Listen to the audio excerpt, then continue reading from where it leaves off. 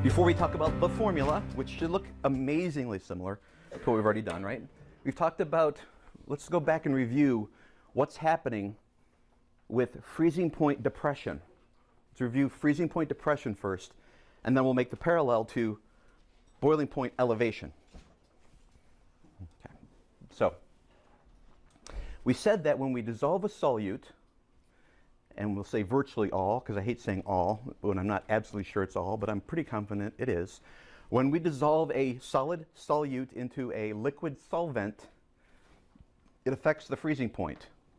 It affects the freezing point by bringing the freezing point down. In other words, the liquid solvent now freezes at a lower temperature. Okay? That freezing at a lower temperature, we've talked about in the kinetic theory of matter, we've talked about why it has to be colder for it to freeze. Remember, colder represents losing more energy. Okay, it's not simply because it's cold, like cold itself is some abstract thing. Cold itself is the loss of energy, or energy being pulled from the system. Okay, so the solvent that would freeze at a certain temperature now has a solute in it, and it freezes at a lower temperature. It stays liquid longer. And the reason for that, we said, was based upon our understanding of what it means to be in a particular phase. What does it mean to be a solid or a liquid or a gas? Okay?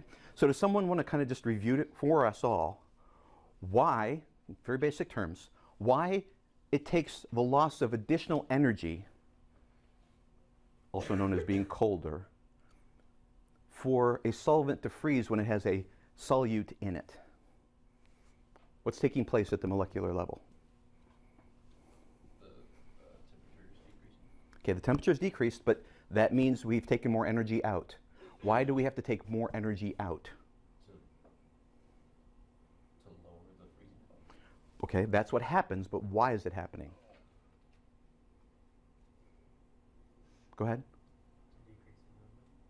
Decreasing the motion, decreasing the movement, right? Why is there increased movement in a solvent that has a solute in it? It's a liquid, right?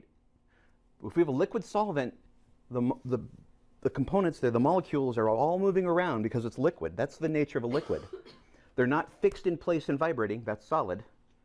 They are in proximity, but moving, free moving. What we're saying is that, in a sense, when you add a solute to a solvent and it goes into solution, the speed increases. So visually, here's the solvent. We add a solute. Now, to make it go to solid, we have to remove more energy. You're right, we have to slow it down. Why? Why do the molecules move faster when there's a solute than when there's not a solute in the solvent?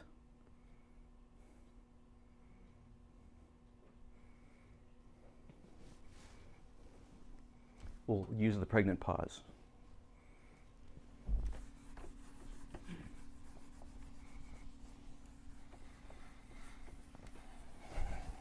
Guesses. We covered it in class, but give me your guesses.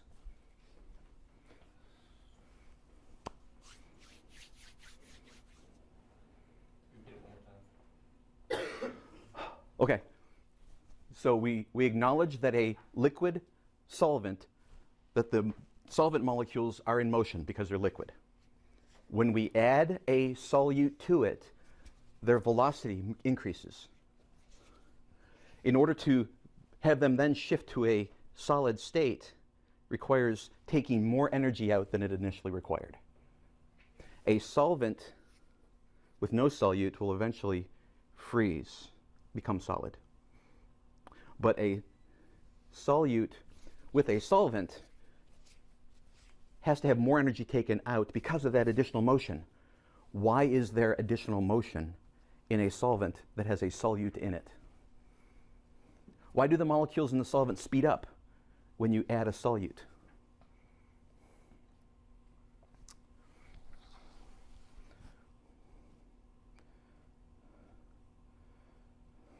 Trying to think of a clever analogy. Is it because they're trying to get in between the molecules? That's the idea, okay? Remember, whether we think of it as the solvent is the piranha and the solute is the carcass that's thrown in the water, it's not very, you can't really relate to that, right? Maybe the solvent is a class full of guys. They're just sitting there.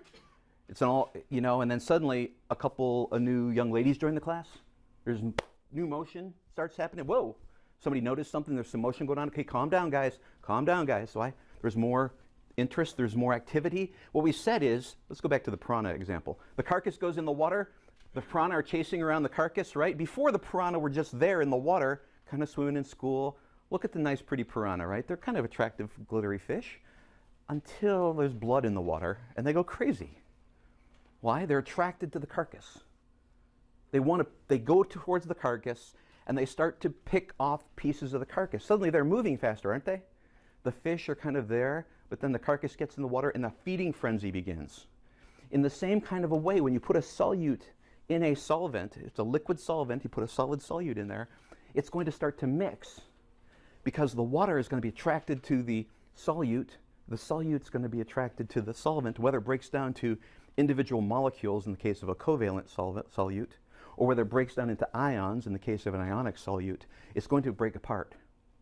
And the motion of the attractions that's caused. Sometimes this idea of attraction is hard to conceptualize, but let's pretend there's a bunch of magnets in the place, right? If you've got a magnet and another magnet, and you move one magnet, and you've got like poles, the other magnet's going to move, right? It's going to move away. Have you ever done that? Have two magnets and push one towards the other one. You don't touch the other magnet, but it moves too.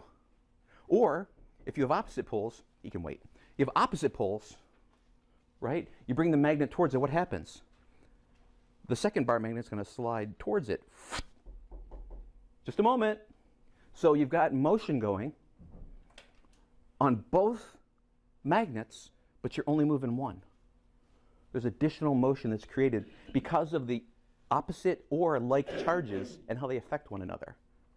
That's the same thing that's happening in the solvent that has a solute in it. Molecules of the solvent are attracted to and repelled from different sides of polar molecules or the ions. And that it produces motion because they're chasing one another, which increases the velocity, which increases the energy, which means in order to move it to a solid phase, we now have to take more energy out. All right, sir? Just want to get to the end of the thought. So, now, that was our freezing point depression review. I said it's very analogous to or parallel with the boiling point elevation. What happens at boiling point elevation? Well, first of all, to compute the freezing point depression, we had the formula delta T equals negative I K sub Fm. K sub F is just the constant for freezing. That's what the F means. Constant for freezing, the freezing point constant, okay? So delta T equals negative I K sub Fm. The boiling point formula, delta T equals I K sub B. Bonus points, anybody know what the B might stand for? Boiling, okay? The boiling, okay? Delta T equals I K sub Bm. It's the same formula, two differences.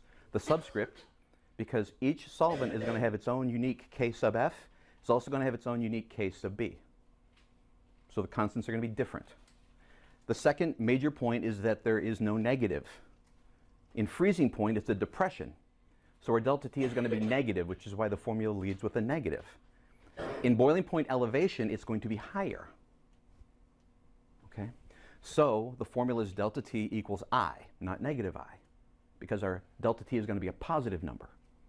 So when delta T is negative for freezing, we start with the freezing point of the solvent, and we're going to end up subtracting a number, making that number lower for the freezing point with a solute in it. In the same way, when we add this solute into the solvent and compute the delta T for boiling, it's going to be a positive number, which means we're going to boil at a higher temperature. So think of it this way. You've got say this is a thermometer kind of a scale. You've got a freezing point and a boiling point, okay, on the thermometer. You add a solute to that solvent, and both of them are going to move away from each other. You have a solute that's pure, you add a solute. So this is your solvent. You add a solute, now it changes. Whereas it used to freeze at this temperature, it's now going to freeze at a lower temperature. It's going to stay liquid longer. And in the same way, where it used to boil here, now it's going to boil at a higher temperature. So you have a larger range in the middle where that solvent stays liquid. It stays in a liquid phase longer for a greater temperature differential. We go back to our standard analogy of salt water. Salt water would then freeze because it's water, which is at 0 Celsius for freezing, right? It would freeze at sub-zero temperatures. Whatever the molarity is will dictate how far it becomes sub-zero. Whatever the solute is will dictate, according to that formula. But it will freeze at lower than 0 degrees. It will also boil at a temperature higher than 100 degrees, which means we could have a beaker of salt water, put it in the freezer, and if the freezer was set to 0 degrees Celsius, it won't freeze because it'll never get cold enough to freeze. You could also take a beaker of salt water, put it in a boiling pot of distilled water. The boiling water of the distilled water should be at approximately 100 degrees Celsius at standard temperature, or excuse me, at standard pressure, right? Water would boil at 100, but that beaker of salt water in it, good experiment, we should add this. This beaker of salt water in that boiling water won't boil, even if it's the same temperature. Why? Because the boiling point of the salt water is higher than the boiling point of distilled water. And so you'd have boiling water around a beaker of non-boiling water because the salt water won't boil until it gets to a higher temperature. Now, in the book, he mentioned that his mother used to say things like, you know, why are you adding salt to the water? And his mother would say, it boils faster that way. It's not really true. As a matter of fact, the opposite is true. When you add salt to water, the boiling point will go up. What does that mean in terms of heating it? It takes longer or you need more energy, right? It takes more energy to boil something with a solute in it than it would be without the solute in it. So we've talked about this before where you've got ice water. If it's liquid and solid water together, ice water, what is the temperature of that water? We say if it's pure water, distilled water, with no solutes in it, it will be at 0 degrees Celsius. It will always be at 0 degrees Celsius.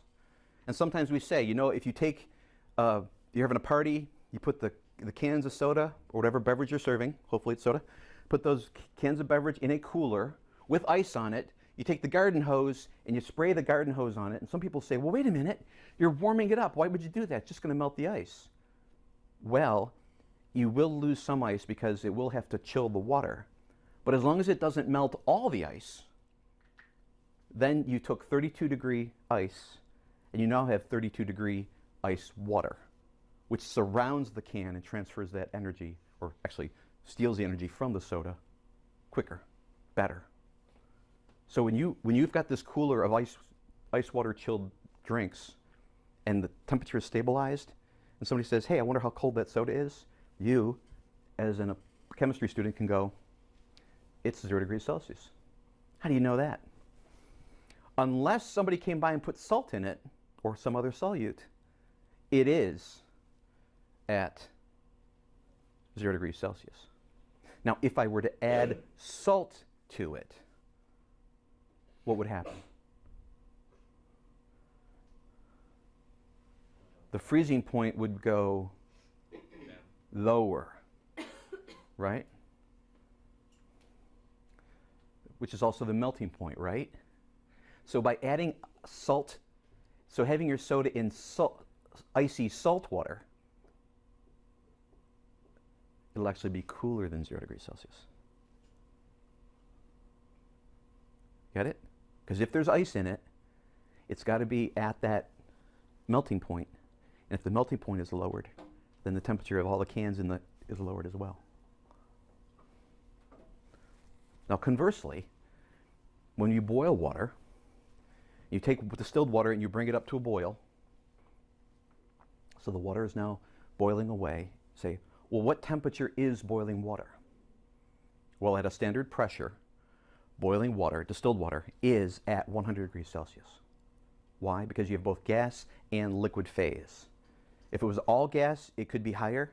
If it was all liquid, it would be lower. But since you've got both, it's got to be right at that point. Now, you've got boiling water, and I walk up and I dump a bunch of salt into it. What's going to happen? If that water was at 100 degrees Celsius, and I dump a solute into it, what happened to the boiling point of that water? It is increased, right?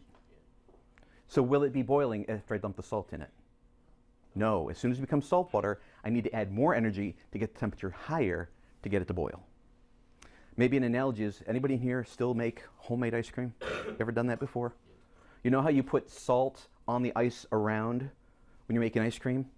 Because you got to get the temperature lower than 32 degrees Fahrenheit or 0 degrees Celsius. You've got to get the temperature lower. So how do I do that? If I add salt to it, it'll melt, but it'll also decrease the freezing point, right? It'll allow me to get cooler, which is how you chill the cream to make ice cream. So you're actually lowering the temperature. On the other side of it, when I add salt to boiling water, I'm not only seasoning that water, but I'm increasing the boiling point. So when you're making a recipe that says, take this, modern cooking, take the pouch out and drop it in a saucepan of boiling water for 5 minutes. Well, they know that they have a controlled temperature. They know that if you're using relatively clean water, that boiling is going to happen at 100 degrees Celsius. And when you drop that packet into 100 degrees Celsius water for a given amount of time, they can predict what the results are going to be. The makers of the food don't want you to have to figure out a new, how long do I put it in? Put it until it looks good to you. No. Certain amount of minutes in boiling water. Why? Because they know it's going to be 100 degrees. So they can predict what your results are going to be. If you need it to be warmer than 100 degrees, they'll have you put salt in it. And then when the salt water comes to a boil, and they'll even tell you how much salt to put in it, put 2 tablespoons of salt. Why? Because with a given amount of water and 2 tablespoons of salt, they can figure out what the new boiling point is going to be. And so rather than putting your packet in for 5 minutes at 100 degrees, they'll know that, hey, maybe it's your packet in there for 5 minutes at 110 degrees.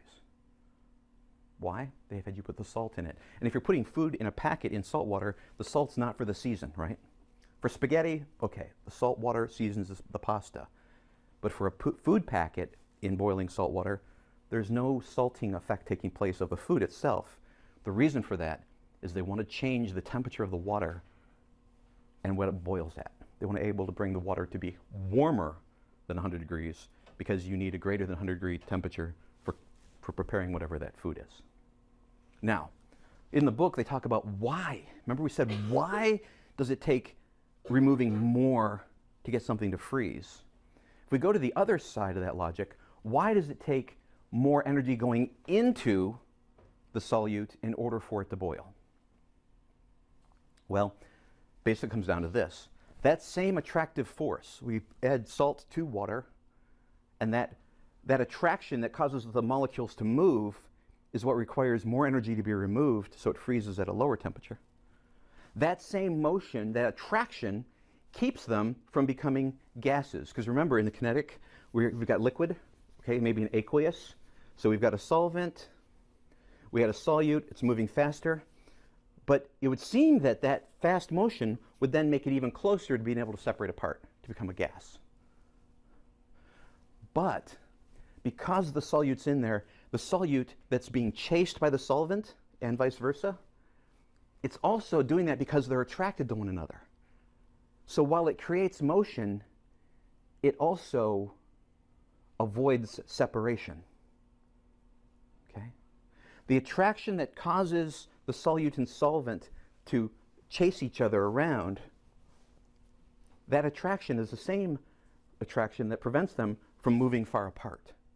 And in order to move from a liquid phase to a gas phase, we have to get greater separation. Okay. So it works both ways. It gets them chasing one another, which creates motion, which depresses the freezing point. But the attraction that causes them to chase each other means you have to add more energy to get them to break away. And that's the kinetic explanation behind why freezing point depression and boiling point elevation.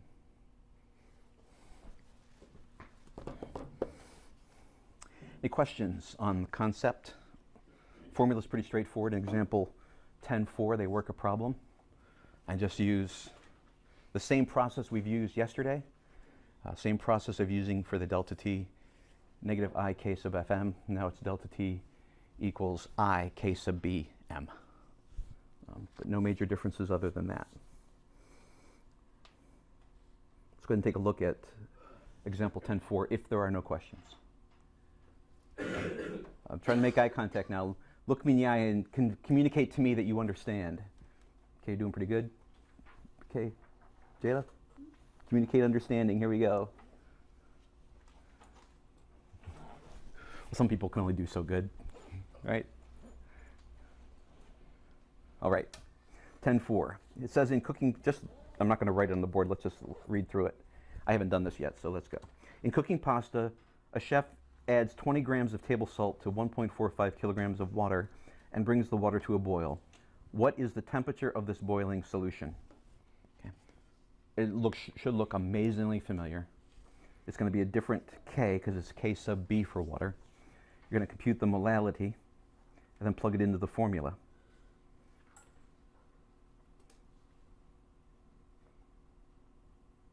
You see the typo? See the typo in example 10.4? Find the typo. Go.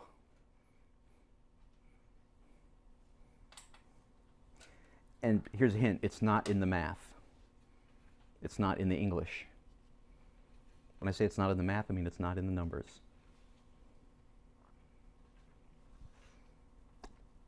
Look at the formula. The negative I? Now, how many people have my printing? Because they may have corrected it in your printing. What do you see as the formula for at delta t equals? You have I? Okay, my book says negative I. Okay. So if you have my printing, we have the same addition, we have different printings, some of us. So if in your book it says delta t equals negative I k sub b m, it shouldn't be negative I. As a matter of fact, in my printing, they don't carry the negative. So they do the math right, they get the right answer, but they don't follow their own formula. They drop the negative. So when you compute the delta t in this problem, it ends up to be 0.2 degrees Celsius. So what does that mean? Well, water would normally boil at 100 degrees. Because it would normally boil at 100 degrees, we take its normal boiling point and we add the delta t. Just like in freezing, we take the normal freezing point and we add the delta t. For freezing, it's a negative number, so the number goes down. In boiling, it's a positive number, so the number goes up. 100 degrees plus a delta t of 0.2 degrees means that that water now boils at 100.2 degrees with that much sodium chloride added to it.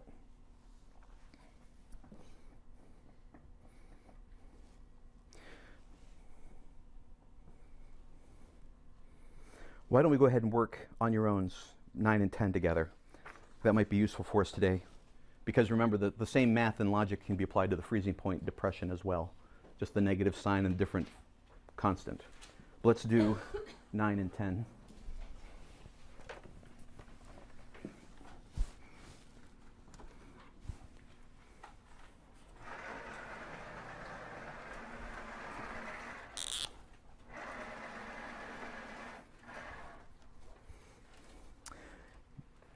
Okay, on your own 10.9 says acetic acid has a K sub B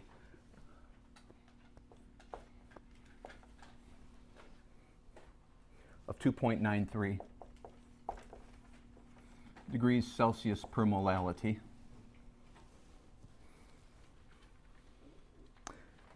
And a normal boiling point of 118.1 degrees Celsius. So my temperature of boiling is 118.1 degrees. My boiling constant is 2.93 degrees Celsius per molality. What would be the boiling point of a solution made by dissolving 100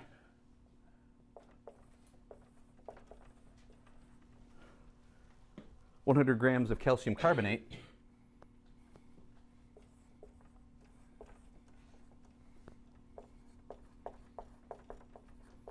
which is my solute,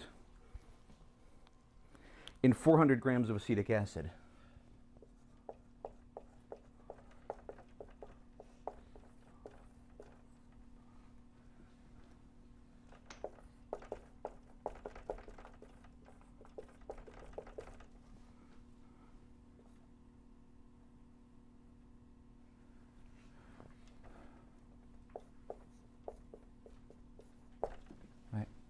So we're going to have to compute the delta T to find the new boiling point.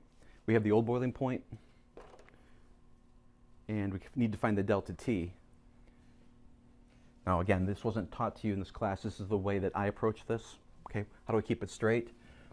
My temperature boiling initial, well, my temperature boiling final is equal to my temperature for boiling initial plus delta T.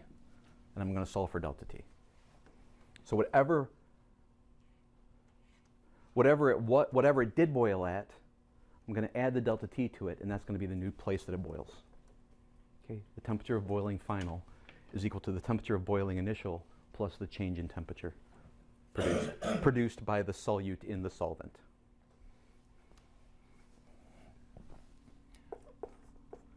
Delta T equals I K sub B M. I, what is I again?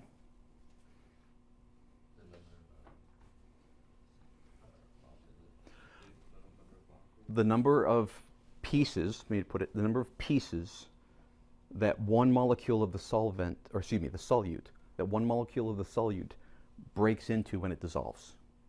So if I have one molecule of solute, how many pieces do I have after it dissolves? In the case of a covalent, we said that it doesn't dissolve, right? It doesn't break apart. That one molecule, after it dissolves, is still going to be one molecule. And so for a covalent solute, the I is always going to be 1. Do we have a covalent solute? No. It's calcium carbonate. It's a polyatomic ion and calcium ion. So how many pieces is that going to break up into when it dissolves?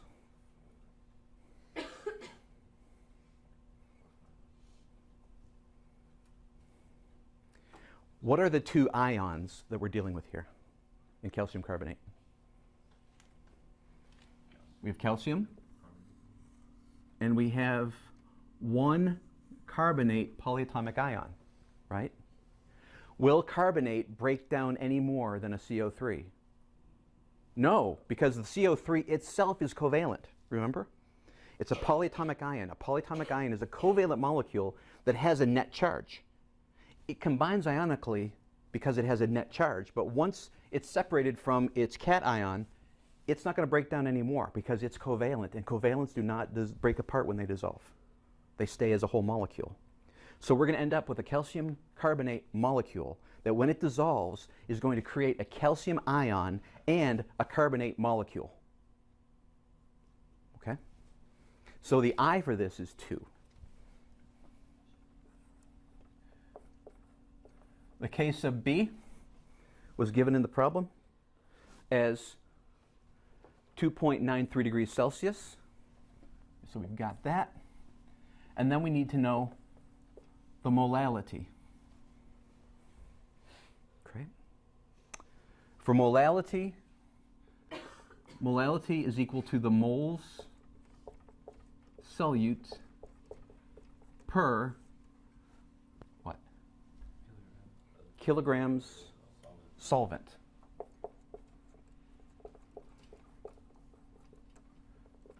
Now, do I have moles of solute? No, I have grams of solute. What is another way to write moles given grams? Grams divided by the molar mass, right? So mass divided by molar mass is the same as moles. So we take the mass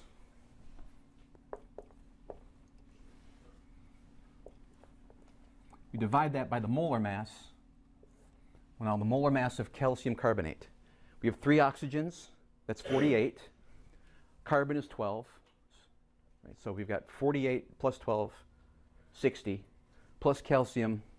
Calcium is 40. We've got 100. Whoa, wait a minute. Nice simple math, right? 100 grams per mole. How many moles of calcium carbonate do I have if I have 100 grams? 1 mole of calcium carbonate. Divided by kilograms of solvent, I've got 400 grams. I write it in form of kilograms.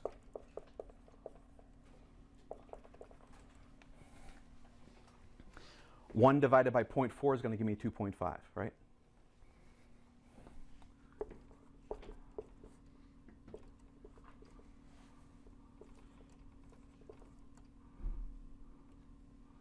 So we've got what? 4, 4, 4.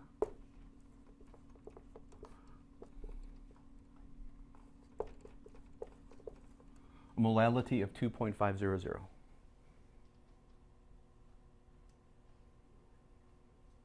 So now I can compute my delta T because I have all of the different pieces that go into that. My I is 2. K sub B is 2.93. My molality is 2.5.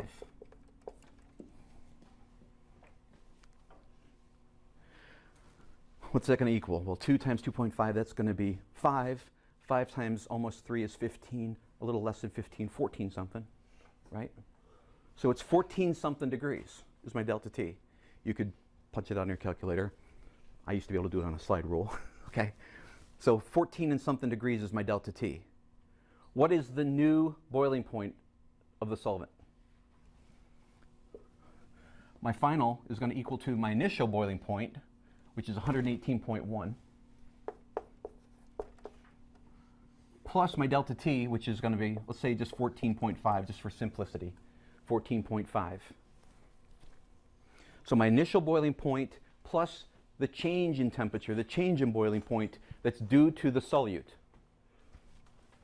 which gives me a final boiling point here of 132.5 degrees Celsius. So whereas my acetone, or acetic acid, excuse me, my acetic acid would have boiled, if I heat up acetic acid, it would boil at 118.1 degrees Celsius, but after I add 100 grams of calcium carbonate to it, that mixture will now boil not at 118.1, but at 132.5. That difference of 14.5 degrees is due to that solute, calcium carbonate, being mixed into the water and the attraction, being mixed into the acetic acid. And the attraction between the calcium ion and the carbonate ions and the acetic acid molecules, that motion also is an attraction, which means it's going to take more energy to pull them apart and form a gas. Okay? Because remember, just as melting point and freezing point are the same thing, on the other phase side, we've got boiling point, and coming the other way is your condensation point. So you're boiling, you're changing phase, you're freezing, you're changing phase. Depends upon the direction that you're moving. So this acetic acid will now boil at 132.5 degrees Celsius.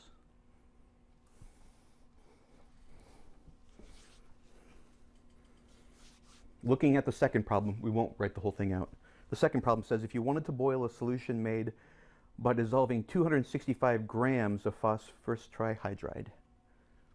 So what is the additional learning point that you need to know between 9 and 10? In 9, they gave you the formula for the solute, didn't they? In 10, they don't give you the formula. They say phosphorus trihydride. You got to figure out the formula. Okay. So what is phosphorus trihydride? First of all, by its name, is it covalent or ionic? Just think of its name, phosphorus trihydride. It has a prefix in it, doesn't it? Trihydride. Do ionic molecules use prefixes? No, it's covalent. We know it's covalent, right? If you know it's covalent, then do you have to figure out the formula? No, because if it's covalent, the I is going to be 1. So on the exam, if you spend 20 minutes to figure out the formula of potassium trihydride, you've wasted 20 minutes because the I is going to be 1. Because it's covalent. You see? So there's your shortcut. You can sit down and figure out the formula, But then when you compute the I to compute the delta t, it's going to be 1. So that's wasted effort. More chance to get something wrong that you don't need to do. So given your solute, determine is it covalent or is it ionic. If it's covalent, I is 1, move on. If it's, did I say ionic?